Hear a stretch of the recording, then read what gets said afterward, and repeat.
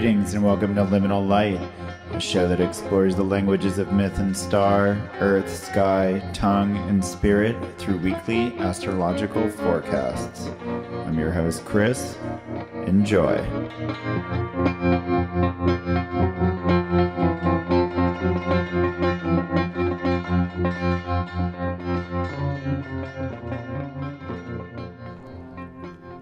Owl's eyes, goat's eyes, dog's eyes, and our own, rolling like stone wheels into a center track until they all become one and disappear. Our vision made a rod of infinite distance. We glimpse the obsidian mirror and scry, even if we don't want to. The black surface of the well in the darkness flashes on like a cinema screen, and we watch ourselves busy with scissors, snipping paper dolls, letting the debris fall into a circle of fire at our feet. Changes have been made leading up to this eclipse, and alterations will persist throughout the season. Like tailors, we lay out the fabric across the table, squint at its hue until the shade darkens, and we can imagine what shape it might be willing to or want to take. We drape it on a dress form and command some structure with pins. It melts into suspension, hangs like a hydra lifted from the sea. We take a step back and assess the turkey tails and cordyceps that string and fan off the curving smoothness, and with our shears we shave some friction off. This is not yet a garment, but a prototype. We can leave it on the dummy and begin another. We can photograph it and then dismantle it. We can sketch it in various alternatives. We can rearrange it on the spot in real time. Though it exists, it is happening, it has our attention. It is not yet our outfit. It is not ready to wear. Consider that we already have the fabric. This is not something we have newly manifested, but an old gown we have dismantled and are reshaping. This has mostly been an act of reduction, cutting apart and cutting away, until we find in this deconstruction the freedom to reform and arouse new exciting patterns. This is not something we want to rush. The old garment is our last wedding dress, and the one we now create is our next. It will be what we wear when we unite with our next great love. The old garment is our old uniform, and the one we now create is our next. It is what we wore when we rose victorious over our foes, and will be what we wear when we step into our next battle. Elements of the past remain our resources, although they have to be filtered and pared down for us to fit through the doorway into the future and be received as freshly emerging rather than a restless ghost that persistently haunts the house. This summer is the 25 years between the second season of Twin Peaks and the third. The next episode doesn't pick up at the moment the last one left off. There is an interim where life doesn't go on pause, but we are betwixt phases, and how we operate while we are in between decides the status when the curtain again opens and the show goes on. We rarely get this opportunity to edit our characters, adjust all our instruments, sharpen our tools, true our course. When things are full tilt, we pine for the opportunity to bring things down so we can manage ourselves and the lives we lead. But when we find ourselves between big steps, like the hangman's head suspended inverted between mounds of earth, we become quickly impatient and scramble for the controls, trying desperately to get the car started so we can get back behind the wheel. The car can only start to careen out of control right now, so it's better to get out and maneuver in the local space and in the short term, setting ourselves up for when we can carry on with our journey. This layover may prove more critical in retrospect than it now seems. We don't want to sit behind the wheel as inert as our vehicles and wait for an ignition that won't come for a few months. Indeed, step out of the car and explore the space around you. You're not staying there and likely not going to come back, so make this visit worth your while, but don't set up permanent arrangements you'll be forced to soon break.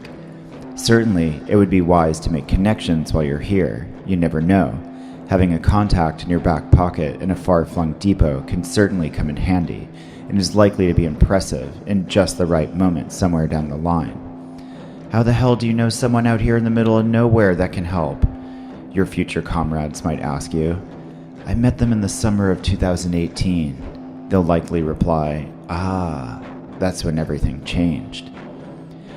Eyes roll in their sockets, spotlights beam out of pupils to blind us, Shadows cross and cover the arc light, and the glow darkens, descending the scale of prism steps until the floor bloodies and is swallowed by a deep red.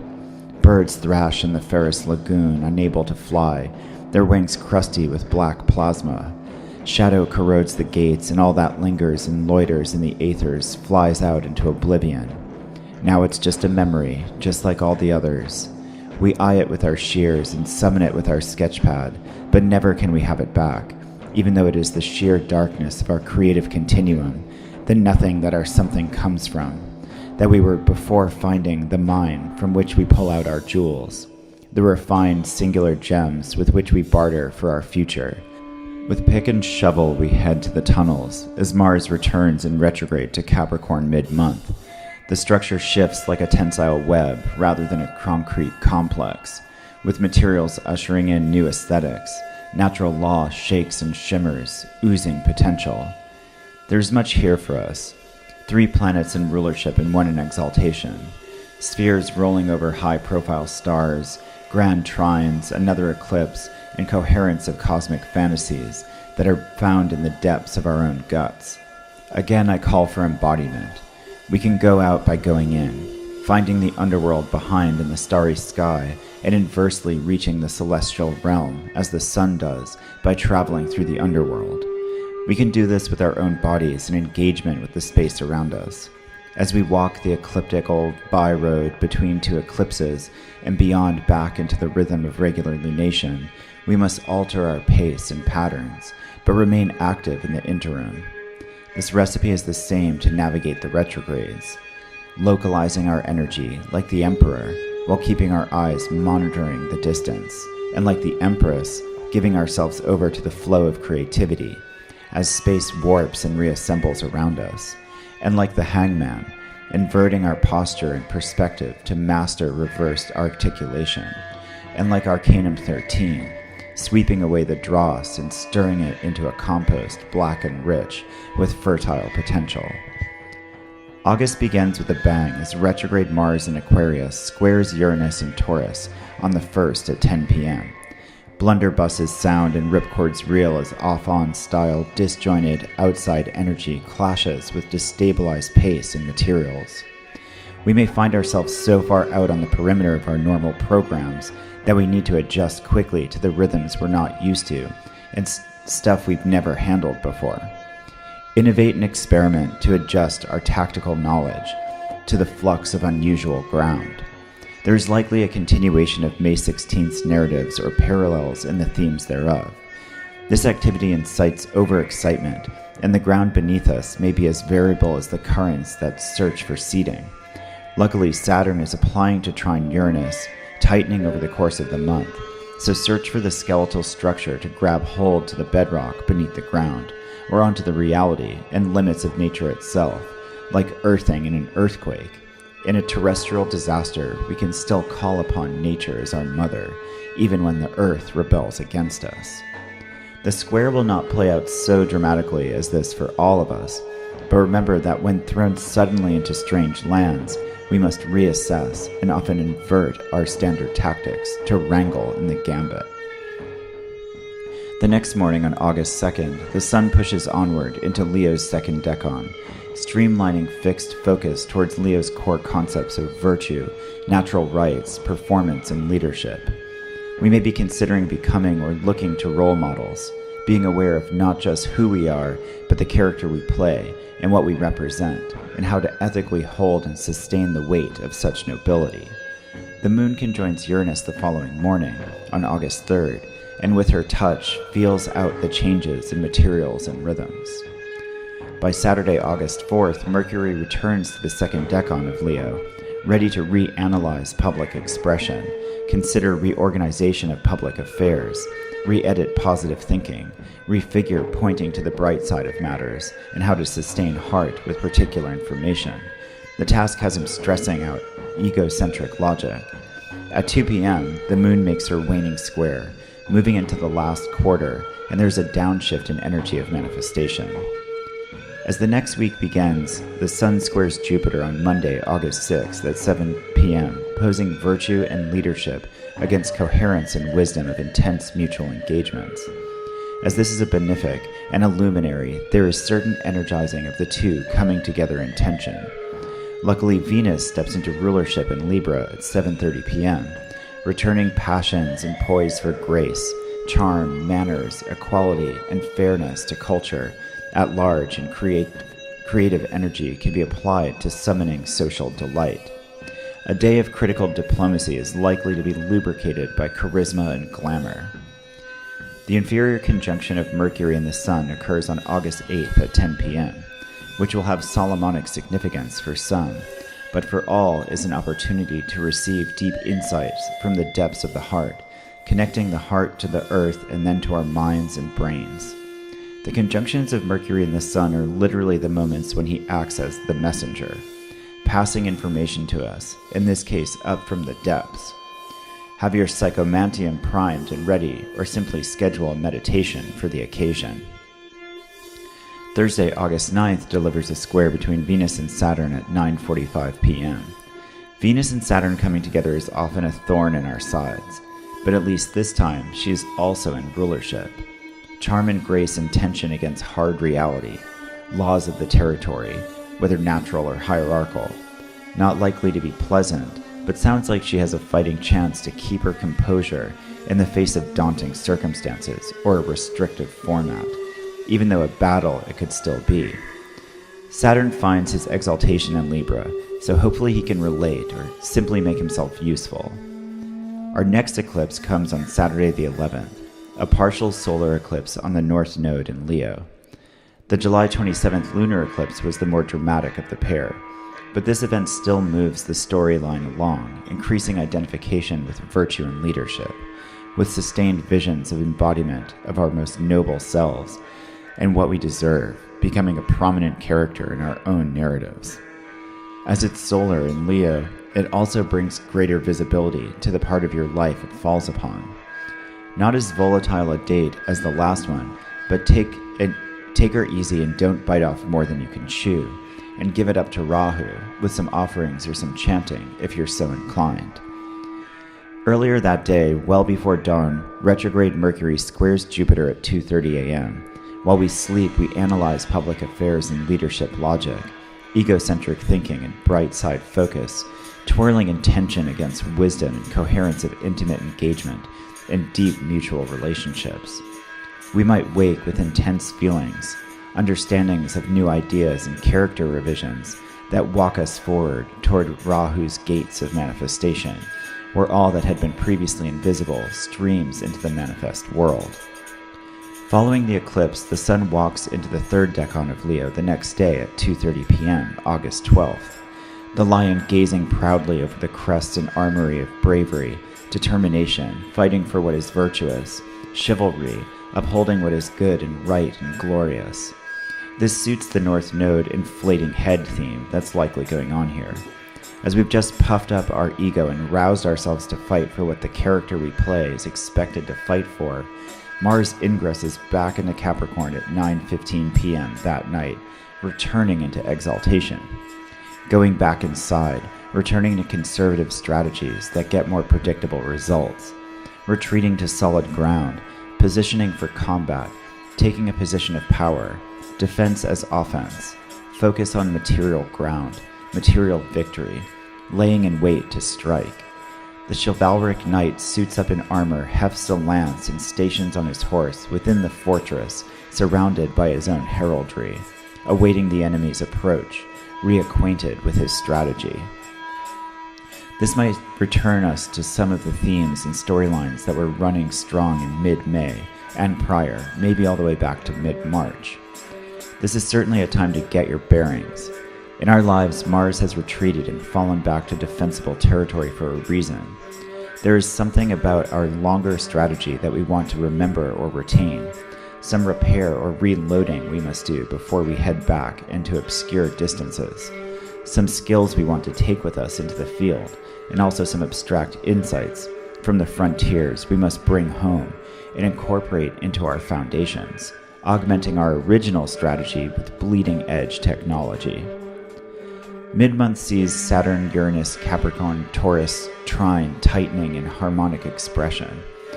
and this suits Mars's revisit to Capricorn perfectly. His experiments out in the field are then attempted in laboratories and finally are integrated into the strategies of structural management. Hierarchy improved by quickly shifting around its parts. The system gets hot-rodded, nature mutates. Jupiter simultaneously applying trine to Neptune has us looking with a deep intuitive understanding of how to open our imaginations to entirely new ways we can engage and blend. This is assisted by Venus's continued dance into the second decan of Libra by August 16th, where her focus steadies on agreement, accord, unity, and diplomacy. The following day at 1:20 p.m., she sextiles Mercury, where this love of diplomacy and accord work hand in hand with a reevaluation of organization, of public affairs, and motivated optimism. This is then followed by the waxing square of the moon on the 18th, and an upshift in energy, and finally Mercury's direct station at 8 p.m. on Saturday, August 18th, just in time for his nightly rulership, significant for magic of various sorts. Technical issues and communication stabilize, thinking clears, especially regarding public affairs and the ability to perform and lead. On August 19th, Jupiter completes his trine with Neptune, which has been building and influencing us already for weeks. Intense engagements and mutual relationships in harmony with the dissolve of all boundaries and distinctions into an intuitive understanding of psychic sensitivity and free-flowing imagination, allowance of dream and fantasy. This, of course, has many practical applications in magical practice, from divination to journeying to dream sending to sex magic and so on. Too much to go into here. As multiple planets are in slow motion from proximity to stations, aspects float over the next few days, applying and separating. But then we get a modality shift late on the 22nd and early on the 23rd, when the Sun ingresses Virgo around midnight, passing over the fixed star Regulus, renowned for its ability to increase visibility, and renown, so talismanically concerned, take notice. Visions of and identification with details, processes, and organization. Thoughtful and insightful, intricate with much more humility than Leo. Quieter, focusing on assessing the small parts and subtle signals. On the 25th, Saturn gets as close to trining Uranus as he will before slowing for station, coinciding with the Sun entering the trine, completing with Uranus at 12:45 p.m., and then to Saturn by 6 p.m.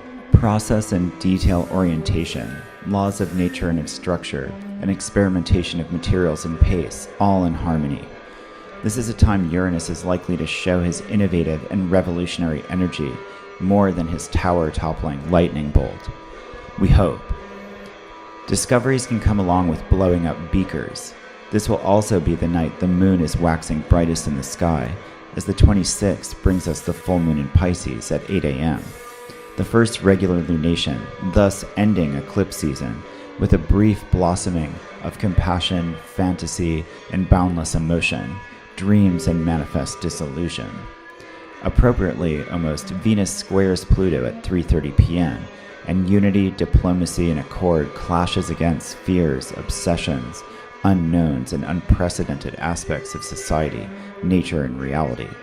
Considering a high saturation lunation in Pisces is going down, this looks like possible paranoia, so make sure to keep some tether to the dock. August 27th moves Venus into Libra's third phase, where she elegantly seeks equilibrium with poise and puts pleasure in balance. Perfect timing for Mars's direct station at 8 p.m., regulating our energy at last. This occurs in maximum exaltation for those who have a mind to harvest. We might imbue substances for action finding footing, confidence, competence, and a return of solid base for maneuvering. The retrograde shadow extends into early October, but from here on we move with steadier steps and a truer aim. Adding to the symmetry is Mercury's next square with Jupiter on the 28th, likely tying events to the previous square on August 11th, which was the solar eclipse, or further back still to July 9th, the first in the series. We follow out the month again, analyzing how public affairs and leadership logic, or egocentric thinking, stir up tension with the wisdom and coherence of intimate engagements, and the intense exchanges of mutual relationships. Not surprising dynamics to focus on with Venus in Libra, as it is the social and cultural spheres that we will derive our pleasures from, and the Sun in Virgo listens intently and scrutinizes practical details. Mercury moves into the third decan of Leo on August 30th, and thinks of making courageous speeches, giving voice to those in need, even if words must come off as defensive or argumentative. There comes a time to volley when attacks on virtue and morality threaten.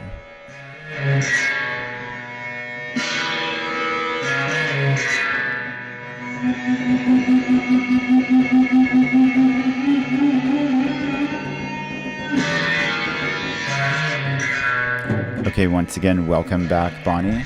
Good afternoon. And today we have M.Elizabeth Scott, poet, photographer, curator, and goetic magician. How you doing? Hi. Good morning. And it's a beautiful day in New York City today. Yeah, it's overcast and I'm on the roof. So, Nice. Great. Yeah, we were talking before I hit record that when you first said that you were on the roof in New York City, we got instantly afraid. Yeah, no, I'm in Brooklyn and it's kind of a dusky morning, so gray and it's beautiful. Yeah, not overly hot despite all the Mars retrograde activity and the eclipse and all the like turbulent astrology. All the fires. I think there's supposed to be another heat wave, but I don't know if it's today. Doesn't seem like it. Yeah, how is this summer's astrology been landing for you? Has that been navigatable? Yeah, I mean, honestly, it's been kind of interesting because I don't know, I usually do kind of a bit more planetary and astrological magic, and I think it's been a little bit ill-suited. This summer, aside for certain things, just in terms of timing and everything, I've definitely also been feeling the Mars retrograde a lot. So much so that I don't remember the last time that it was retrograde, but it's been like very present in my life just in terms of, I don't know, I remember listening to Austin Kopek talk about just kind of like strategies for coping with it, and it really, he just kind of recommended people take a lot of space, and it's been totally holding true that it's sort of like very conflict driven season, and then you kind of need to step back from people like a little bit more than you usually would in order to kind of reintegrate like why you're relating with the people that you are. Yeah, totally. I've been noticing people like that was like really good advice like to that he gave, like, and I've noticed people just kind of doing that anyway before they not knowing the advice, like clients I talk to, or just like they're already kind of just making that distance from different situations in their life, like, and then it's kind of just reminding them to just do it with care, you know, just put stuff like aside. Like if you were gonna like you're like, oh, I think I want to get rid of a bunch of my stuff, maybe I should just put it in a storage space, and then in a couple months totally that's such an interesting iteration of that too. Yeah, but then totally. I mean, it really is like, I feel like the kind of Mars retrograde lessons about the, I don't know, I guess like not the art of conflict, but like the why of conflict and what is kind of behind it and how important is it really, like, are very like close to me right now. I feel that kind of just sort of stepping back is teaching me a lot about my own kind of, you know, my own kind of drive to be in conflict and how to sort of like slow the brakes on them, or why to slow the brakes on them. So yeah, and like where it's for different people, it could be conflict with others, or it could be just like their own way that they kick ass with like you know, like landscaping or something, you know. Yeah, like whatever the challenge is, whatever they're gonna like kind of, I've seen that a lot. Sometimes the adversary is the self for some people too. It's like that kind of challenging themselves to do things, or like, you know, like when you think about like high school English class. It's like man versus nature, like man versus man, like man versus self, you know, like. Yeah, definitely. Yeah, and you can definitely see it. I just like did a scan of kind of like Google News, and it was really obvious, like the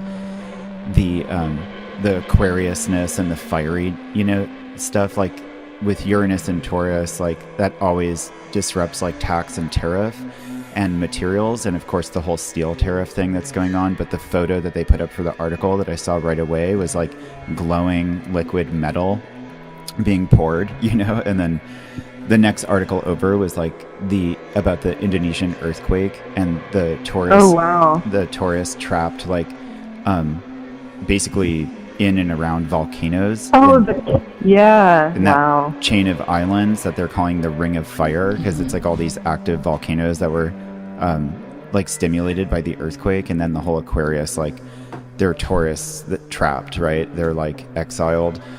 Then a ton of stuff with fire, like there's like devastating fires in California and in Greece. And in Greece, it was like people were fleeing into the ocean from the fire.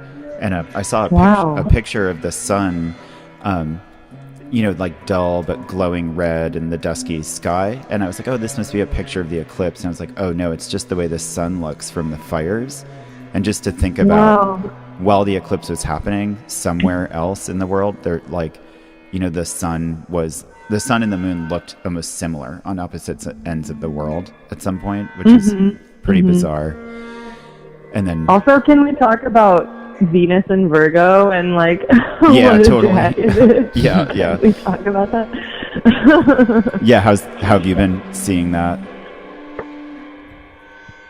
I mean, I just feel like it's never as fun. It's like my least favorite time for Venus. Totally. Really palpably a drag. I really like any Venus sign more than that. No offense to anyone with Venus and Virgo, but yeah. No, I totally agree. Always with people with Venus and Virgo, and I'm looking at their charts, like I'm like, yeah, you know, you got to tap into your own sort of like head of a fashion house, you know, or like totally, or you're like the film director that can be like, you know, you need to find the role where you can like nitpick aesthetic and it's appropriate. Totally, and that's kind of like the way you can get into that vibe. Yeah, like get paid for it. Yeah, I'm really excited that this month coming up we have Venus in Libra, which, you know, July was pretty rough. Like June was getting rough and July was pretty rough. And that it continues with that turbulence into towards the fall. Like, but preparing the forecast for this month, I was like really excited to see like, oh yeah, well, we'll have the Sun in rulership and Venus in rulership and obviously Saturn in rulership, and then Mars going back to rulership. I was like, that's pretty sweet. And like you said, like from a magical perspective, it's been really hard to get good elections or to like find an appropriate time to work, which has been really interesting. Yeah. It's like, I mean, yeah, I feel like I usually save all my solar work until, I mean, I do it all when the sun is in Aries or when it's in Leo. But I kind of prefer the Leo because obviously, you know, where I am, it's summer. So there's more sun kind of present, but it's not really a good time for solar magic, unfortunately. Yeah, totally. But there's a couple better elections coming up this month where it's been hard to catch one, like, so far. But yeah, since the astrology is so kind of destabilized right now, it's like, it seems like it's easier just to go into like more of a kind of witchcraft mode, you know, like. Totally. I mean, and that's really important, to be honest, because I think like, I don't know. I mean, I think there are kind of two types of people in this world. At least I've found. There's like, I mean, I don't know. I think just, you know, rubbing shoulders with or like getting to know different people who are into the occult, it's always, I feel like I know two people or two kinds of types of people on the different ends of the spectrum, and one is kind of the type that is super, super particular about timing and elections and, I mean, just like hardcore astrological magicians. And then I think there's also this other people that, I mean, I guess I'm specifically talking about people that pay attention to the planets and the stars. But like, you know, there are also these planetary magicians that don't time astrologically at all, and it's sort of more this like pagan kind of thing. That is just, I mean, pure paganism, like pure just like, you know, seeing the planets as avatars or what have you. But yeah, I mean, it's so interesting when you're doing magic during a bad time, because you really have to be more resourceful and kind of apply your will more to the situation. Yeah, totally. Yeah, and it's cool. And it just makes kind you of a better magician. Yeah, for sure. Yeah, and it's just kind of like you're like, the planets and the stars are not giving you a lot to work with, and you're kind of just like look over, you know, you look down from looking at the sky and you're like, oh, well, there's the graveyard and there's like the forest, you know, like, I guess we're just going to do that, you know? Yeah. Definitely. Which is really, I think it's been a cool time for that, and that embodiment. Like, you know, a lot of what I've talked about in the forecast last month and this month is like in this time where we're in a real transition, like astrologically, like that you're kind of just left at in this area that you're like between things, and that's a good time to kind of like just get really embodied and like just feel out how everything is. And with Uranus in Taurus and Saturn in Capricorn, I've been suggesting that people like schedule in like ecstatic experiences into their life, you know, like you can be like, oh, like once a week we just take psychedelics and just totally let go, but it's like a few hours a week that you just schedule it, you know. Wow, interesting. Yeah, I mean, I've been trying. It's interesting because, you know, I'm in my Saturn return right now, and I just started in like late last year. And I have Capricorn rising, so it's like in my first house. And it is like, I don't know, right when it started, was the first, I kind of joined this planetary magic group that was kind of part of the OTO here. And the first ritual that we did together was a Saturn ritual, and it was like, I mean, instantly, you know, before, around, and after that ritual, just the whole heavy presence of Saturn has been so strong for me. And I honestly, I never really never really wanted to embrace that until kind of recently, or work with that. And I think it really is that balance of kind of dipping into these more kind of structured and I guess kind of like sort of like barrier driven like modes of interacting, and then sort of finding the space and time to celebrate in the midst of those challenges, I guess, which is like the essence of Saturnalia, like that idea of this sort of like celebration that's going on, that is really loose and wild, but it's for this very strict God and this sort of like spare time, I guess. Yeah, totally. I feel like you think like Capricorny people are going to be, you know, like corporate lawyers, you know, but I see sometimes that they're more into the Saturnalia kind of aspect of Saturn. Definitely. And they're just like kind of consistently aware of like where the Capricorny kind of structure is, like in a way that other people aren't. So they're good at navigating around it, or like they're good at not getting trapped because they see all of the barriers and walls, you know? Yeah, and I think that also is like the like woke Capricorn. Yeah, right, totally, yeah, true. But yeah, I mean, I totally, I have a reader that I go to and we trade, and you know, like mostly tarot readings, but she's this longtime friend of mine who is super rad, and she's a Capricorn, and just super kind of exemplifies the devil, you know, as the tarot card. She's just this very sort of I mean, she's a strict person. Like she has these strict values that I really admire and look up to, and in a lot of ways could never live up to. So I sort of am like, wow, what a hero. But then on the other hand, she's just truly like always surprising me with her sort of like devilish, like breaking with the rules kind of deal. So I think that's kind of like the thing I love about Capricorns. Yeah, totally. Like even the the unwoke Capricorn, right? Like the corporate lawyer. Yeah. Like, he knows what he can get away with because he knows the rules, you know. Totally. So has any of that stuff been have you been finding the like Saturn and rulership period or any of the other astrology kind of in your work, like in your professional affairs? Really, I haven't been feeling it. It's weird. I think it's strange, like, the kind of tougher aspects of my life never really seem to affect kind of like my creative output or, affect in a negative way, I guess, is what I'm saying. It always is sort of like, I think they exist on two different tracks in a certain level. But, I've been just feeling kind of that, just that sort of like wintry feeling is for sure in the air, and I think just economically where we are, kind of collectively, it's super prevalent, just this feeling that that it's time to sort of save, or like it's time to plan better and be ready for the future. I think that's kind of taking hold of me more than it used to. In terms of just wanting to be more responsible and still working on it.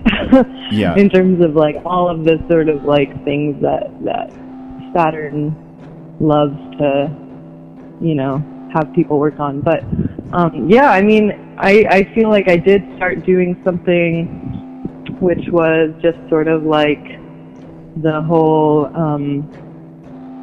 planetary charity thing, and just really like being like giving of my money to sort of like the homeless and some shelters and just different types of folks that need it more than me, and trying to be more conscious about that right now, I guess. Yeah, that's great. Since my kind of Saturn return started. So. Right. Yeah, and that's definitely like you get a lot of bang for your buck with Saturn with that, but that can be done with all the planets too, and it becomes like kind of interesting to try to figure out like what's the charity for the moon, or what's the charity for Mars, Yeah, I love just learning about that practice because it's such a cool way to sort of look at wealth redistribution as well. Like that this can also be part of like an offering. This can also be part of something sacred that you are. Obviously, of course it is. Like giving is sort of a sacred act no matter what, but it is always like, it's just beautiful to kind of think of that in a larger context as well.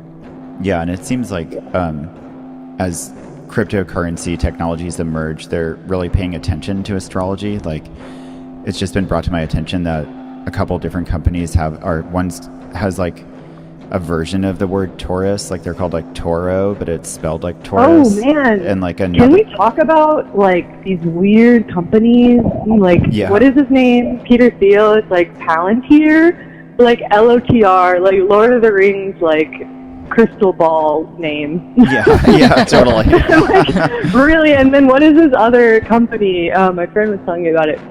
It's like, I forget, it was some other crazy, like, recognition that you're a villain and laughing about it kind of name. Yeah. Or just like these people, they're like tapped into magic, they're a little evil, they're gonna let you know that they know. Yeah, that's like, speaking of that, like, getting used to conflict, you know what I mean? Just being like, yeah, let's do this. Let's, like if everything's digitalized, it does become sort of like like a role-playing game, but it's real, right? No, and I think that's how these people see it. I was talking with someone and they were like, yeah, he probably read Lord of the Rings as a kid and like is totally into that fantasy world, but he places himself in like this like Saruman, the wise kind of figure. Like, he knows he's a villain, but he thinks that he's sort of guiding people as well. It's like a really interesting way to think about just the way that people are viewing themselves, like in this era, especially when you're rich and you can afford to distance yourself from kind of people and put yourself in this ivory tower and maybe like mythologize your story a little bit more. Yeah, I think there'll be like definitely like creative aspects coming in, like as like a cryptocurrency, whatever that turns into, you know, like it has the capability of modeling way more just like what you value rather than how much it's worth, like, you know, and that's the theory and technology side of it is still getting shaped out, but it's, you know, that it's like just because people like this and support it, it has value, not that it's like it's worth a lot of money in comparison to like Snickers bars and automobiles. You know what I mean? It's not like we're not using the same scale, and people, you know, on our level can at this point have, if they start to try to understand it, have the option to get in there and kind of shape things the way they want. Like it's you know, like how like musicians in the underground scene, right? Like I kept using the example, like if cryptocurrencies are where they're going to be in 5 years, if they were like that 5 years ago, like our bands would have like made money, you know, like somehow, you know, right? Just because people valued also, it. I just love the idea of these like maniacs, like looking up like astrology and like being like, when is my coin going to like fall in value? Totally.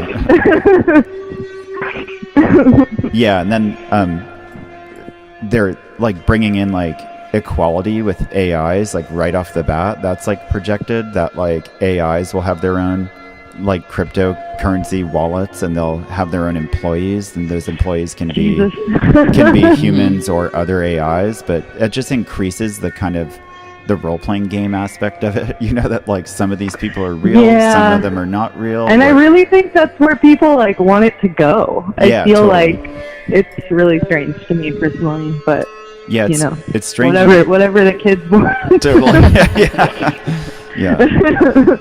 Yeah, it's strange and scary, but it is interesting that value, because it's Taurus, it's a Venus ruled sign, right? Like that value and art can somehow become a part of like what money is like in the future, rather than it just being this cold, kind of surgical, like I don't know, kind of like counting system, you know? Right. But yeah, definitely, like, yeah, we don't have to go. We could do a whole other podcast about cryptocurrencies, but like we might do that show. I'm not that versed in it. I think it's really interesting. My only experience was when I was trying to buy a illegal plant, and I had to use cryptocurrency, and I tried to exchange it, and there was this weird like identity verification that they just like needed my ID, and then they couldn't read it. I don't know. It was like dramatic. So I was like, I don't know if I'm gonna get into this, but maybe this is the wrong avenue. Right. So what about Sisu 72? You're not going to be accepting cryptocurrencies anytime soon. Maybe we could. I don't know. I've never talked to my business partner about that, but maybe that could be like our new venture. And you do have a new thing going on, right? Did you just open a showroom? Yeah, we just opened our showroom, and that is sort of by appointment. If you're in Brooklyn, you can make an appointment with us to come visit. So it's not like your typical kind of shop, but it is sort of an appointment-based space, and that's been cool to just sort of interact with people, just because we've been largely this sort of like online venture that sometimes breaks into having events like we did this 2-day music festival 2 years in a row. We've done a lot of like readings, like poetry readings, and just like community kind of events like that, but we haven't really had like a space that people can just check out, you know, kind of like our wares and what we have. So that's there now as well. So it's cool. You're showcasing a collection right now? Yeah, we just released this collection with this New York-based, I guess I don't even know what I would call them. I guess they're sort of a screen printing bootleg collective called Boot Boys Biz, and they are here by way of Chicago and sort of do this practice that involves sort of, I don't want to say stealing ephemera, but it's like making these tribute pieces, mostly garments, to sort of create a living library of different inspirations, just through the use of ephemeral images, text, graphic design, from different phenomena throughout history. So we just did a collection with them that was based on the artists Anna Mendieta, Laurie Anderson, and the science fiction writer Ursula K. Le Guin. So we just sort of created these referential sort of tribute pieces and designed a wardrobe around that, which is really cool. We just sent some pieces to, oh, there's a siren in the background, sorry. Yeah, we just sent some pieces to Ursula's family. Oh, wow. Hold on one second. Speaking of fire, there's a fire down the street. Yeah. Yeah, no, we just sent a bunch of pieces to Ursula K. Le Guin's family, which is cool. Wow. So, yeah. That's amazing. So, did you get some feedback from that? Yeah, I mean, we've had a lot of feedback just of people that are interested, and I think, you know, Boot Boys, this is kind of their practice of sort of combing for, I guess, like combing for these different influences and sort of mirroring them, and they get a lot of feedback from the artists that they reference over time. I know that some of them are into it, some of them are not into it. But yeah, I mean, I remember, I think it was Barbara Kruger reached out to them and was like, this is really cool, like, you know, and her work totally fits that. Yeah, that makes sense. Kind of vernacular, so yeah. Yeah, that's really interesting in general right now. It's, you know, of course, with Gucci and, you know, other things happening, that's like fashion as historical index, you know, like where totally, it's like totally cataloging and looking at history and kind of it's unclear exactly what it's doing, right? Like even like that, like fashion as historical index, that's kind of obscure, and it like it doesn't, it's not really we're not really sure where that's going, but there's a lot of different angles that it can jump off from, you know. And I think fashion realizing that it's doing that will like really open it up, be like, oh yeah, we're doing this on purpose, you know. Yeah, I mean, I think on one level they do, but it's like this very, I don't know, I mean, fashion is a weird thing because I love fashion, and it is like one of the things that makes me love being alive on Earth. It's like so inspiring to me just on so many different levels, but it's also the most like truly classist like art practice, and it is really problematic in so many ways. And it's weird because, yeah, I mean, there are all these very high-end designers that reference history all the time, and I think, you know, for instance, Galliano, definitely always referencing these historical garments, but, you know, with these dubious ends in a way. Yeah.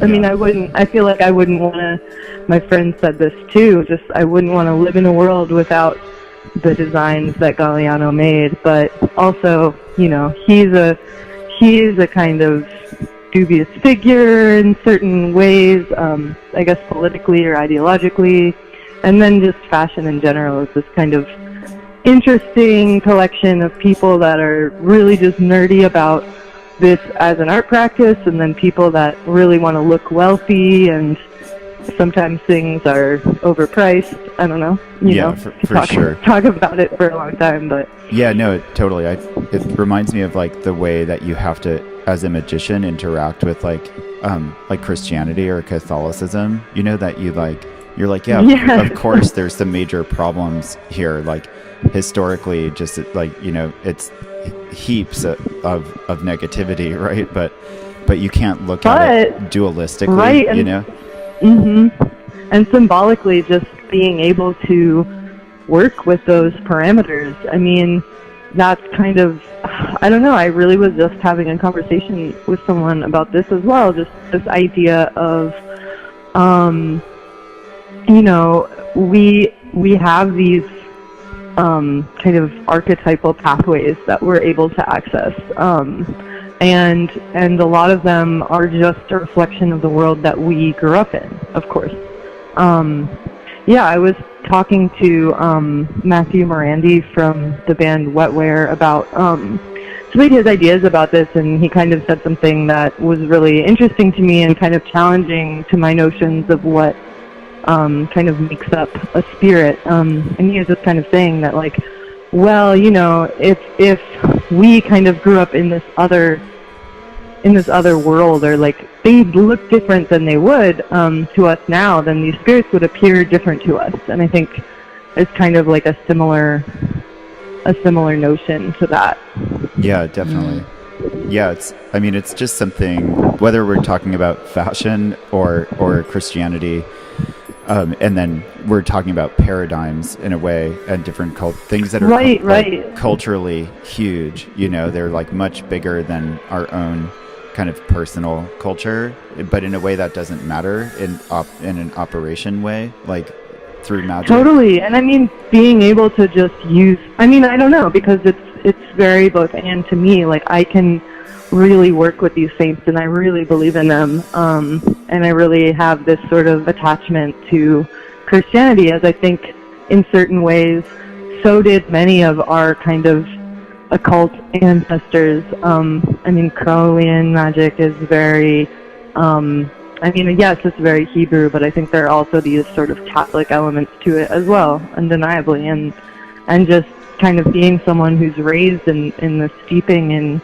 Christianity and Catholicism and all these different sort of like ways of looking at the world that we already inherit. It's sort of, you can tap into that sort of like archetypal library a little bit more easily than maybe something that's foreign to you. Yeah, totally. Yeah, I think right off the bat, a lot of people that might be like, I'm uncomfortable interacting with that, you could instantly be like, well, do you believe in some sort of reincarnation or transmigration? You know, then you're like, well, yeah. And it's like, well, like your previous selves probably were Catholic, you know, like. Totally. And I mean, that is so, yeah. I mean, I've had these weird kind of ghost experiences. I had this one ghost experience that it was like this very, very, very strong visitation. Someone who was very angry with me, and I talked to my reader about it because I was a little bit flummoxed. Like, it was this woman in this wedding dress, and she was standing over me and just so angry. And I was talking to my reader, and she was like, yes, you have to go to confession, you have to do some type of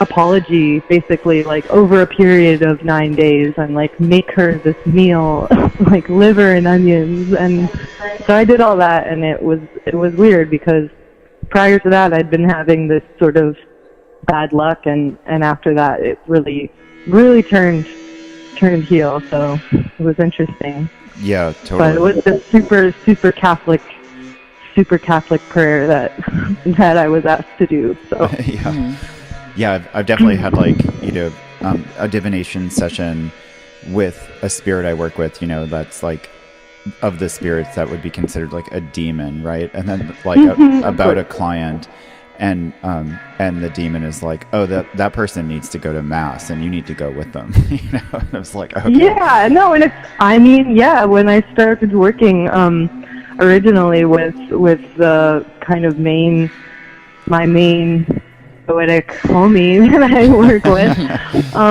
he was instantly just like, you need to read the first 3 chapters from the book of Isaiah out loud to me here. So I read them, and, you know, of course that's the Old Testament, but it was just really interesting because, of course, like, you know, we are first introduced to this catalog of spirits through Solomonic magic, which is, you know, it's a very good and evil kind of way of looking at things, and I love it. But you're always surprised when you meet these spirits, and they too are like really interested in kind of the catalog of symbology and history that the Bible offers. Yeah, so. Totally. Yeah, and I think one of the things that makes it all click is something that Jake Stratton Kent pointed out in, I think, the Testament of Cyprian the Mage, is like looking at like the way we conceptualize Christianity and Catholicism now isn't how it was always looked at. Like we've like in currently, you know, what the church says and what we think of it is like that like there's heaven and there's hell and everyone stays in hell or they go to heaven, you know, and that until not that long ago and in certain sectors the debate still goes on that spirits like develop and move from hell to purgatory to heaven, and in that instantly opens up the whole thing to be almost more like Hinduism or something, you know, where like totally, and I mean, then it's like even more open if you're not viewing those spaces as literal, which obviously I know you're not, but it's just like it's super. I mean, it's just very multidimensional in the literal way. Like, okay, well, this pretty much brings us to the end of our time for this conversation, but we're going to meet back up and continue to talk and get deeper into this stuff. But thanks for being with us today. And do you have any final words for the people? Words for the people. I would say have a lot of good sex while Venus is in Libra, because that's going to be the best time to do that for a while. So Nice. that's what I'm going to do. All right. Well, everybody enjoy. Talk to you soon.